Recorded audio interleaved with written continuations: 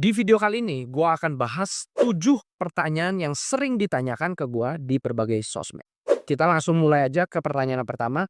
Apa sih rahasia orang kaya?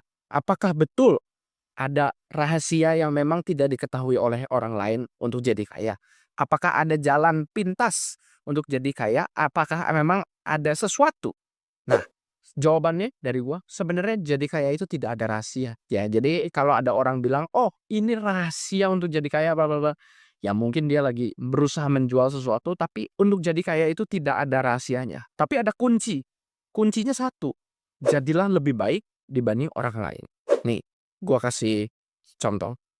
Oke, lu usaha. Apa yang membedakan pengusaha yang usahanya laku sama tidak laku? Apa bedanya? Apakah di cara promosinya? Apakah apa? Ya mungkin, ya di cara promosi mungkin. Tapi kuncinya apa? In the end, balik lagi kuncinya satu, yaitu keunggulan produknya. Ya di saat kalian misalnya punya sesuatu nih, punya suatu produk ataupun jasa yang ditawarkan dan produk tersebut nggak perlu jauh lebih baik, sedikit lebih baik dibanding kompetitor kalian semua, ya otomatis sebagai customer, sebagai klien berbondong-bondong ke seseorang atau bisnis yang memiliki keunggulan tersebut. Contoh, contoh kita mau ke bank. Ada bank yang cabangnya banyak, sama bank yang cabangnya sedikit.